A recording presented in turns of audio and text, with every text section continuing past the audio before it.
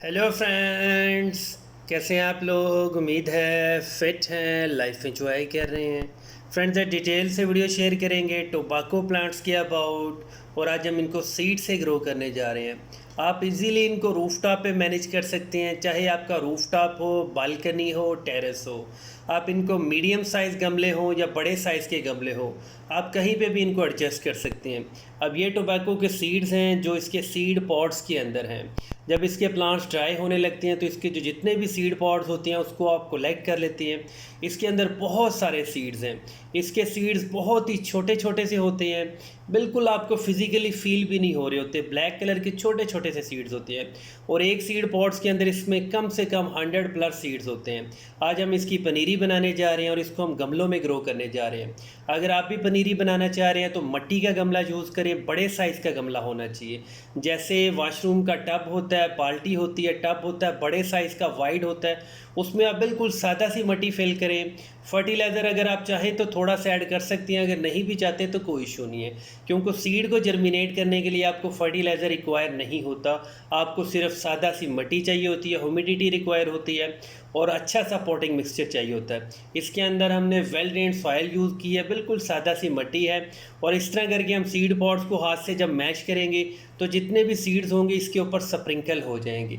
मिट्टी बहुत ज़्यादा सॉफ्ट होनी चाहिए, कभी भी चीकनी मिट्टी आपने यूज़ नहीं करनी है। ये जो वैरायटी हम ग्रो करने जा रहे हैं ये वर्गीनिया है, बर्ले है, ओरिएंटल है। मतलब इसके तीनों वैरायटीज़ के सीड मिक्स है इसके अंदर।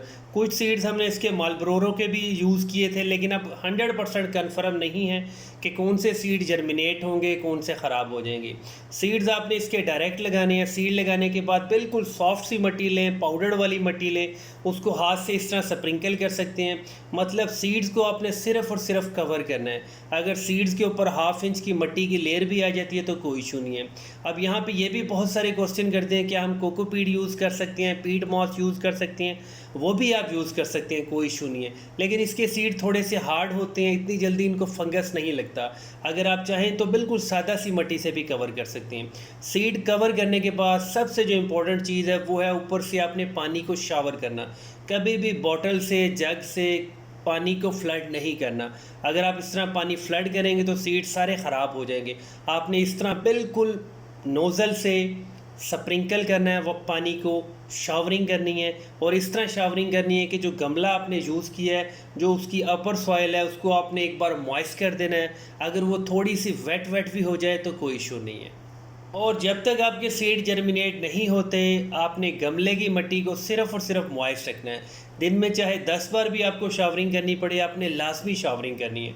सीड्स इसके 100% जर्मिनेट होते हैं, कोई ज़्यादा इशू नहीं है, और इसके सारा साल आप सीड जर्मिनेट कर सकते हैं। लेकिन जो इसका बेस्ट ग्रोइंग सीज़न है वो आप 15 फरवरी से लेके मैक्सिमम 15 अप्रैल तक ग्रो कर सकते हैं। और इन 3 मंथ्स के अंदर जो आप वैरायटी को ग्रो कर सकते हैं वो वर्गीनिया है, बर्ले है और ओरिएंटल है। इन वैरायटीज़ को आप लाजमी ग्रो कर सकते हैं। ये एक्सपेंसिव वैरायटीज़ भी हैं, और जब इनके बेबी प्लांट्स बनेंगे उनको कैसे ट्रांसप्लांट करना है वो भी बहुत ईजी प्रोसेस है। नॉर्मली टोबैको के जितने भी सीड्स होते हैं वो मैक्सिमम 20-25 डेज़ तक सारे ही जर्मिनेट हो जाते हैं। अगर कुछ सीड नहीं भी जर्मिनेट होते, हो सकता है वो थोड़े दिनों के बाद भी जर्मिनेट हो जाते हैं। अब हमने ये सारा प्रोसेस स्टार्ट किया था, उसके बाद हमें बाई चांस ऊपर रूफटॉप पे कंस्ट्रक्शन करना पड़ी, उसकी वजह से बहुत ज़्यादा डिस्टर्बेंस हुई, और हमारे 99% सीड्स जो हैं वो शायद ख़राब हो चुके हैं। कुछ सीड्स जो हैं वो ज़्यादा पानी की वजह से या बारिशों की वजह से सारे एक साइड पे इकट्ठे हो गए, लेकिन वो भी जर्मिनेट हो गए हैं। अगर आप फिज़िकली फील करें तो बहुत ही हेल्दी सीडलिंग तैयार हुई है, जितने भी सीड जर्मिनेट हुए। लेकिन अभी भी गमले के अंदर जो हमने प्याला सा यूज़ किया उसके अंदर भी छोटे छोटे से बेबी प्लांट्स बन रहे हैं। अभी हम इनको बिल्कुल भी ट्रांसप्लांट नहीं करेंगे, अभी ये मैच्योर नहीं हुए। अभी इनको हम थोड़ा सा और टाइम देंगे, इसके ऊपर मैच्योर लीव आएंगे, ट्रू लीव्स आएंगे। उसके बाद एक प्लांट को हम एक गमले में शिफ्ट कर देंगे। अगर आप एक बेबी प्लांट को एक गमले में शिफ्ट करना चाह रहे हैं तो मीडियम साइज़ का भी गमला यूज़ कर सकते हैं। और जब आप बेबी प्लांट को ट्रांसप्लांट करेंगे तब आपने फर्टिलाइज़र अच्छा यूज़ करना है। एक गमले के अंदर 50% कंपोस्ट यूज़ करें। गली सड़ी गोबर की खाद भी हो सकती है, वर्मी कंपोस्ट भी हो सकती है, और आपने सादा सी मिट्टी 50% यूज़ करनी है, 50-50 की रेशो। प्लांट लगाने के बाद चाहे फिर कभी भी आप फर्टिलाइज़र ना दें, आपका प्लांट बहुत हेल्दी ग्रो करेगा। उसके ऊपर लीव्स का साइज़ बहुत बड़े साइज़ का बनेगा। बहुत जल्दी उसमें कड़वापन क्रिएट होगा और आपका जो टोबैको बनेगा वो बहुत ज़्यादा कड़वा होगा और उसका टेस्ट बहुत ज़्यादा वाइल्ड भी होगा। ऐसे टोबैको के प्लांट्स को आप रूफ टॉप पे इजीली मैनेज कर सकते हैं। उसी तरह आप बहुत सारे और भी मैरिजुआना के प्लांट्स, वीड के प्लांट, इंडस्ट्रियल कैनबिस के प्लांट, ये वाले प्लांट बहुत इजीली मैनेज कर सकते हैं। जितने भी आपके निकोटीन्स या टीएचसी केमिकल कंटेन करते हैं, आपके जितने भी प्लांट्स होते हैं उनको आप इजीली मैनेज कर सकते हैं। ये ओवरऑल प्रोसेस बहुत इंटरेस्टिंग होता है, इसमें आपको बहुत कुछ सीखने को भी मिलता है। और अगर आप बहुत ही ज़बरदस्त किस्म की इसकी ग्रोथ चाह रहे होते हैं, फिर आप इसको रूफ टॉप पे ग्रो करें और ऐसी जगह गमले को रखें जहाँ पे फुल डे सनलाइट थोड़ी सी कम आती हो।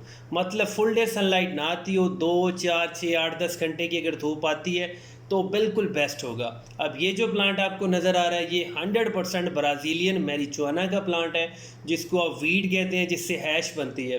इसके जो अपर लीव्स होते हैं उनमें बहुत ज़्यादा रैप किया जाता है, उसके बाद इसको ऊपर पाउडर करके सिगरेट्स में रोल किया जाता है, जिसकी सिगरेट्स बनती है। अभी हम वीडियो में डिस्कस करेंगे टोबैको को कैसे ग्रो करें। अब हम कुछ दिनों के बाद इसकी अपडेट भी शेयर करेंगे, जिसमें हम टोबैको के बेबी प्लांट्स को ट्रांसप्लांट करेंगे और फिर टाइम टू टाइम आपसे वीडियो भी शेयर करेंगे। अभी आप इसके सीड लाजमी ग्रो कर लें। इसके सीड नॉर्मली मार्केट से नहीं मिलते हैं, आप किसी भी फार्मर से कांटेक्ट कर सकते हैं जो आपके आसपास गांव में हो, उनके पास इसके बहुत सारे सीड्स अवेलेबल होते हैं। Thank you friends.